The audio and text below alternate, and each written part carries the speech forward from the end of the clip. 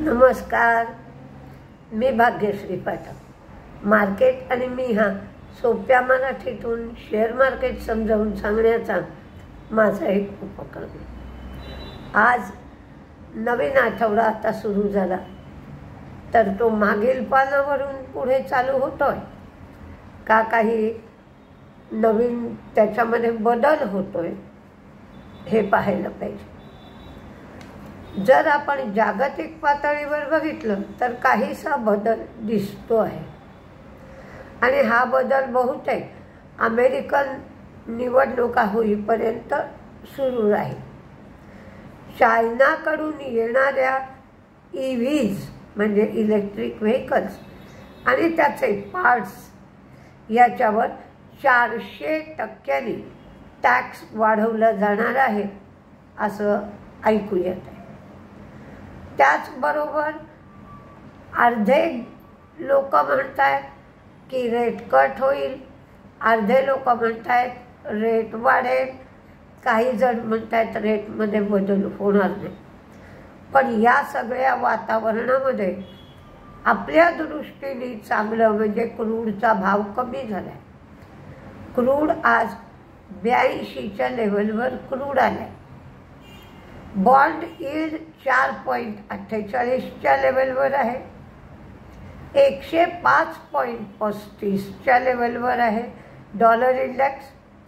तर व्हिक्स आहे 18.47च्या लेवलवर. जेव्हा युक्रेनचं युद्ध सुरू झालं होतं तेव्हा एवढाच व्हिक्स होता. पण त्यावेळचं वातावरण आत्ताचं वातावरण याच्यामध्ये फरक आहे. तर हा व्हिक्स वाढण्याची शक्यता जास्त आहे असं सांगितलं जात आहे. फॉरेन इन्व्हेस्टर्सची विक्रीच आहे फार मोठ्या प्रमाणावर या महिन्यामध्ये विक्री झाली आहे. 2118 कोटीची फॉरेन इन्व्हेस्टर्सची विक्री आहे. पण डोमेस्टिक इन्व्हेस्टर्स खरेदी करत असल्यामुळे एवढा मोठ्या प्रमाणावर परिणाम दिसत नाही. DIIची खरेदी 2710 कोटींची आहे. जे रिझल्ट आले शनिवार रविवारमध्ये ते मात्र बरेच रिझल्ट चांगले आले. फक्त काही कंपन्यांनी गायडन्स तेवढा स्ट्रॉंग दिलेला नाही. ABB इंडियाचं डिसेंबरचं वर्ष आहे, त्यामुळे त्यांचा आत्ता जो रिझल्ट आला आहे तो क्वार्टर फर्स्टचा रिझल्ट आला आहे. रिझल्ट खूप चांगला आला आहे. पण जर लोक या मोठ्या कंपन्यांकडे जेव्हा डिव्हिडंडच्या दृष्टीने बघतात तेव्हा त्यांनी लक्षात दिलं पाहिजे की जेव्हा त्यांचं वर्ष संपलं होतं तेव्हा त्यांनी डिव्हिडंड दिलेला आहे. 29 रुपयाच्या आसपास डिव्हिडंड दिलं आहे. हे क्वार्टर फर्स्ट आहे. पण त्यांचे प्रॉफिट्स वाढलेत, रेव्हेन्यू वाढलेत, मार्जिन वाढलेत, रिझल्ट खूप छान आहे. पिरामल फार्मानेही रिझल्ट चांगला दिला आहे. त्यामुळे मार्केट चांगल्या पद्धतीने रिस्पॉन्ड करण्याची शक्यता आहे. आरती इंडस्ट्रीजच्या बाबतीत मात्र मार्जिन वाढलंय मार्केट एक्सपेक्टेशनपेक्षा. पण त्यांचे प्रॉफिट्स हे कमी झाले, रेव्हेन्यू हे कमी झालंय आणि मार्जिन मात्र वाढलंय. न्यू लँड लॅबोरेटरीजचं प्रॉफिट कमी झालंय, रेव्हेन्यू पण कमी झालाय, मार्जिन पण कमी झालंय. रिझल्ट चांगला आलेला नाही.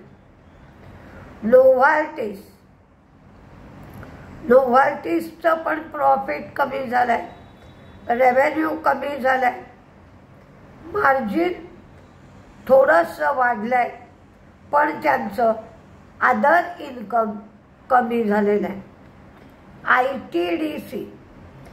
ITDCचं प्रॉफिट वाढलंय, रेव्हेन्यू कमी झाला आहे, मार्जिन वाढलं आहे, म्हणजे 13% 22% मार्जिन झालं आहे आणि मार्केट सध्या मार्जिन जिथे जिथे वाढत आहे त्या कंपन्यांच्या शेअरला चांगलं रिस्पॉन्ड करत आहे. त्यामुळे ITDCला मार्केट चांगला रिस्पॉन्स देईल असं वाटतंय. APL अपोलो ट्यूब्स, APL अपोलोचं प्रॉफिट कमी झालं आहे, मार्जिन पण कमी झालं आहे. 7.3चं 5% एवढं मार्जिन झालं आहे. पण त्यांचं रेव्हेन्यू मात्र वाढलं आहे, विक्री 4% वाढली आहे APL अपोलो ट्यूब्सची. पण मार्जिन कमी झालं आहे, त्यामुळे मार्केट रिस्पॉन्ड हल्ली करत नाही. JSW स्टीलचं 0.4% एवढं उत्पादन वाढलेलं आहे, पण युटिलायझेशन मात्र 88% आहे. झायडस लाईफची डेक्सामेथासोन ह्या ज्या टॅबलेट्स आहेत याला मंजुरी मिळाली आहे USFDA कडून आणि अमेरिकेमध्ये त्याचं मार्केट हे $1.8 मिलियन एवढं आहे. त्यामुळे झायडस लाईफ आज तेजीत राहण्याची शक्यता आहे. आता आपण जो बाकीचा चार्ट बघतो तसा रोज विक्सच्या चार्टकडे लक्ष देणं गरजेचं आहे. टाटा मोटर्सनी जो गायडन्स दिलाय तो गायडन्स एकदम फ्लॅट दिलाय आणि त्याचबरोबर त्यांचा जो प्रॉफिट आहे त्या प्रॉफिटमध्ये जवळजवळ 8,000 कोटींचा टॅक्स क्रेडिटचा समावेश आहे. या दोन्हीही गोष्टी विचारात घ्याव्या लागणार आहे. JK सिमेंटची कॉस्ट वाढली आहे, व्हॉल्यूम तेवढे चांगले नाही आहेत.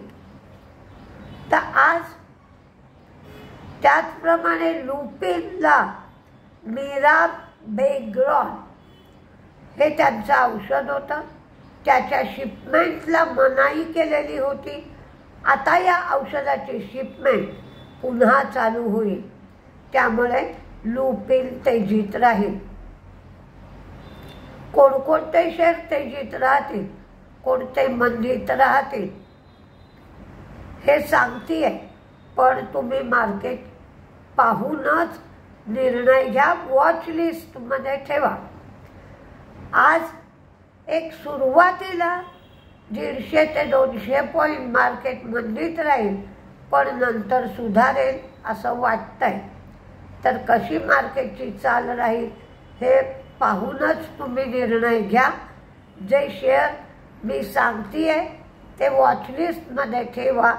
जर मार्केट त्याला चांगला रिस्पॉन्स देत आहे किंवा मंदीत जात आहेत असं वाटलं तर त्याप्रमाणे तुम्ही ट्रेड घ्या.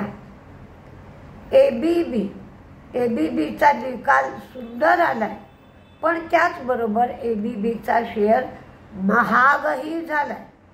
त्यामुळे ट्रेडिंगसाठी ठीक आहे, पण इन्व्हेस्टमेंटसाठी योग्य ठरत नाही, कारण शेअर खूप महाग झालाय.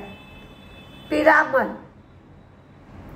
BEML, Thermax, TVS Srichakra, D-Link, Aarti industries margin कमी होईल असं वाटलं होतं, पण मार्जिन वाढलंय.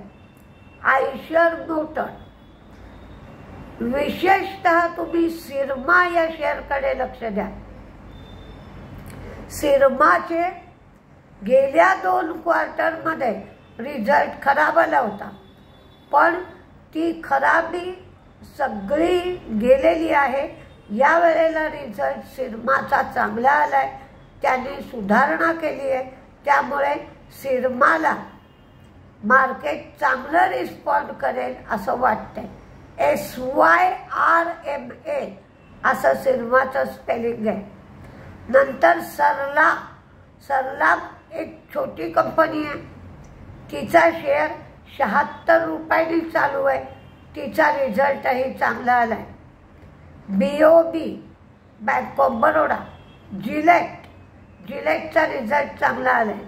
Nuvama, Sterling Tools, Welspun Corp, BPCL, HPCL यांची टार्गेट्स वाढवण्यात आली आहे.